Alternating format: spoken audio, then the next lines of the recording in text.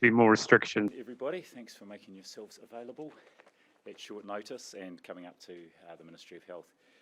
So as I think at least one news outlet is already running, wanted to confirm for you that we've identified our first case of the Omicron variant in New Zealand.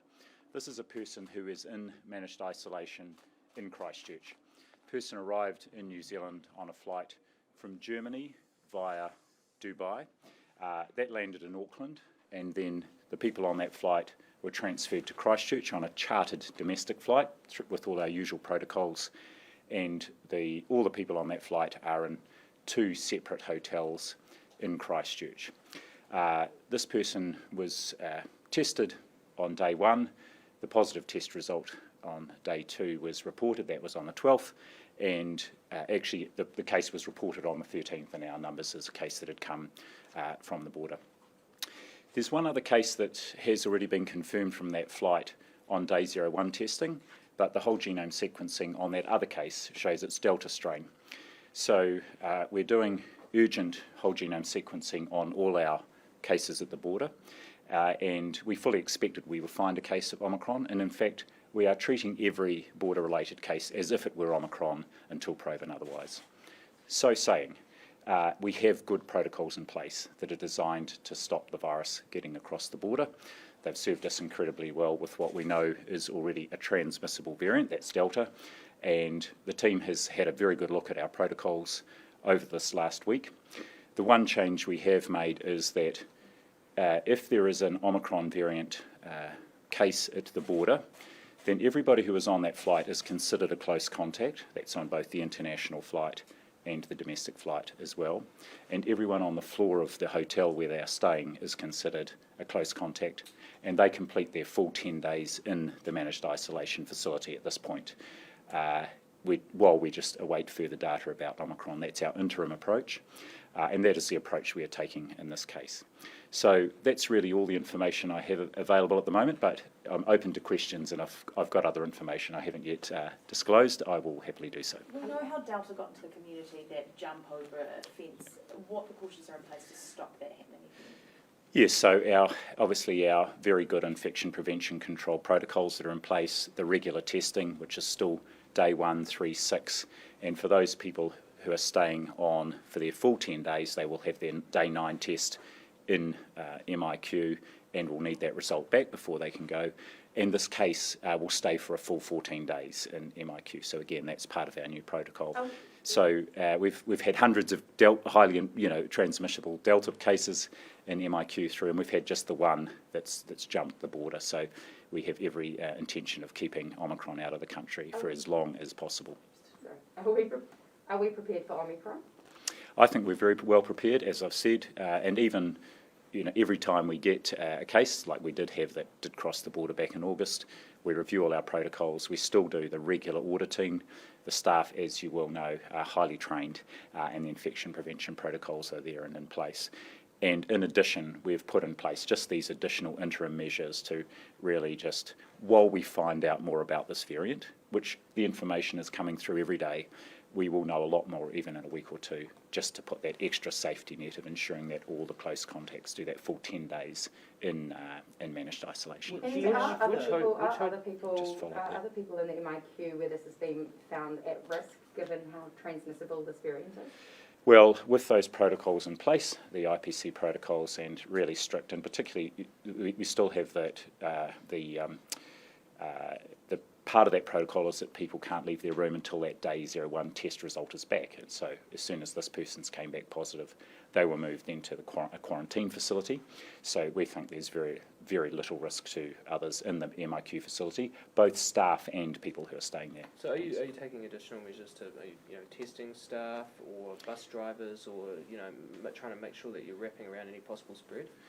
Yes, well, there are already protocols in place, but in this case we are contact tracing, and it's quite easy that the crew on the charter flight, of course, working with Air New Zealand. Likewise, the person who drove the bus to take this person and others into their hotels, and the team at Canterbury, at the Public Health Unit, is looking at this, probably some additional testing of staff who are working in that facility, just to be sure. And can you be specific? Can you be specific about which hotels it is in Christchurch?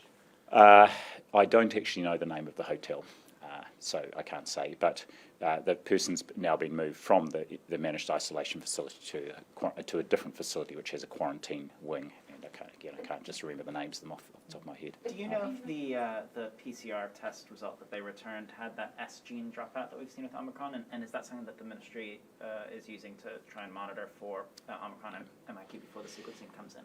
Yes. Well, actually, the answer is no. It didn't. We don't know if it had the S gene dropout because we have a number of different platforms we use for PCR testing, and it's only one of those, the Thermo Fisher platform, which is used in Dunedin, which actually looks for the S gene, and so most of our testing here is not looking for the S gene. Overseas suggests that doesn't always, that S gene dropout is not particularly reliable, and so it's not necessarily a marker of it being Omicron. We do the urgent whole genome sequencing anyway, and treat them all as if they were Omicron, which is I think the best thing we could be doing. Would you look to change that PCR testing done elsewhere in the country to look for the S gene? Not at this stage. No. If Omicron is found in the community, would you recommend more lockdowns to government? We just have to see what the situation was actually, because we've got to remember, even when we got this Delta incursion back in August, our vaccination rate was a lot lower, and we can see the impact that the vaccination rate is having on the spread of the virus in the community. What we're intent to do is, of course, give ourselves as much time as possible to learn from the rapidly emerging evidence, particularly in Australia, which is in a similar situation to us from a seasonal perspective. It's summer, but also just to see what the spread is of the Omicron variant there compared with the parallel Delta spread. And that's going to be really, I think, useful in terms of decision making about what we might do if we do find an Omicron case in the community. So are we going to see boosters rolled out faster? What sort of things has this triggered? Yes, one of the things we've already been looking at, and we've seen other countries already move in this regard. The UK, with a very large outbreak that's growing by the day, as we know, have moved that interval between second and third dose, or second and booster dose, to 3 months. Australia down to 5 months. I've got some advice that I received just yesterday on this, and we're discussing it with ministers tomorrow to look at see if the advice is to reduce our interval down here. Question here, and then I'll come back to you. Do you know the vaccine status of this person, also if they're sharing a room in isolation with those? I don't know if they're sharing a room. However, yes, this person was double vaccinated with the Pfizer vaccine. And so, given that, are you reconsidering at all the at-home isolation trials at the moment, given the risk that Omicron poses? Not at this point, and it's not so much a trial as that's the approach we're taking now. One of the things that will be material in terms of any decisions or changes there are that one of the things that will be material in terms of any changes to our current approach, which is 7 days managed isolation and 3 in self-isolation at home, will be emerging evidence about the incubation period and how early people start to show symptoms. And it seems from the early evidence, and as you would expect, that the incubation period is even shorter than Delta, which was shorter than previous variants. That would make sense, in which case we would be probably even more confident we would be picking these cases up during the 7 days they were in managed isolation, and particularly given there's still day 0, 1, day 3 and day 6 testing. Okay, the case is now in the SEDEMA, I can tell you, and I think that was also just 1 or 2 minutes left. Question here. Given the surge number of cases overall in the UK and the number of Omicron cases in the UK, are you close to designating it a high risk or very high risk country? So we've just today the teams looked at the very high risk categorization of countries, and when the Omicron was first discovered, a number of southern African countries were classified as a sort of an initial response as very high risk. Our sense now is that that's not particularly helpful because Omicron is everywhere really, and as you've said, particularly high rates in European countries.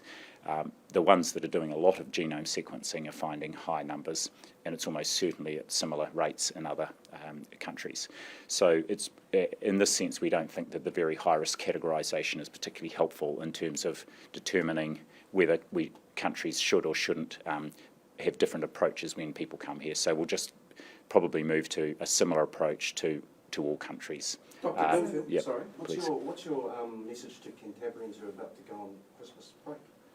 Well, my message is the same as it is for all Kiwis, and that is make sure you're vaccinated, mask, scan, pass, and just keep vigilant. The key point, and I just want to emphasise this again, is this person is in managed isolation, as are all the close contacts who were on the flight. So this is not a case that's out in the community. So if you're unwell, of course, get a test. But in the meantime, there's no particular additional risk to Cantabrians at the moment. Can I just ask quickly, what's on the concern that Omicron poses, if and when it comes to New Zealand? I mean, we've seen an extremely high daily case rate in New South Wales today, but there seems to be evidence suggesting it's not as problematic as Delta, in terms of severity. Does it still pose a substantial risk, though? So 2 comments there. First of all, it will be interesting to see just what is driving the big outbreak in New South Wales. There's no doubt where they've found Omicron, there are quite high numbers associated with particular outbreaks, say, in hospitality establishments. And we can see this in Europe in a couple of countries where they've done the sequencing as well. So, but it will be interesting to see how much of that New South Wales outbreak is just driven by their existing Delta outbreak, and the sort of them taking the handbrake off any of their restrictions and the large gatherings and interactions that were happening, and that could be driving it as much as the Omicron is. The issue around whether the virus is more or less virulent and causes people to get more or less unwell, there are 2 things, of course, that are important there. One is not just the rate of, say, severe illness and hospitalisation, even if that is lower. If it is much more transmissible and the number of cases is much higher, that will still drive more hospital admissions and potentially deaths. And so we will be looking, as I've said, very closely at the emerging evidence on this over the next 1 to 2 weeks. I think we will start to see that appear, and that will give us a good picture then about just what we would want to do if we found Omicron in the community here. 2 more questions. Just back to lockdown. So if Omicron is found in the community, you're not ruling out recommending more lockdowns? Well, what I would say is even under the current framework, there is a provision for local restrictions or lockdowns. And so whether it's Omicron or Delta, that's available there as a response if there is an outbreak where we think that might be necessary to help get control and reduce the impact, particularly on health services. So again, it's probably doesn't matter if it's Delta or Omicron, but at this point in time, we're intent on keeping Omicron out of the community. What can you tell us about the case? Are they a returning resident? Are they here for a sporting team? What do we know about them? The only, well, in response to those two questions, this is someone who's usually resident in Germany. I'm not sure of whether they're a New Zealand resident or citizen. I don't have that information to hand. They're not here as part of a sporting team, but that's about all I can offer. What was that Final question. Tell us about, how effective the vaccine is against Omicron? So I think we're seeing some rapidly emerging information here from the initial studies that Pfizer did, which were in the lab, and then some data that's come out of the UK suggesting that 2 doses, and we're talking here about what we're comparing as symptomatic illness. 2 doses of Pfizer seems to be about probably 40% effective at preventing symptomatic illness, but that 3rd booster dose puts that back up between 80 and 90%, and that's what that's good news, because this is a good vaccine. It's the vaccine we're using. We've started our booster program, and we've got our booster doses arriving over coming months. The question will be just, should we shorten that interval between the 2nd and 3rd dose? And as I say, we're providing advice to ministers who'll be considering this tomorrow. Can you just confirm that advice would be to 4.5 months, 4.5 months? We'll look at options there. It would be something less than 6 and more than 0. Okay, thanks very much. Have a good Christmas.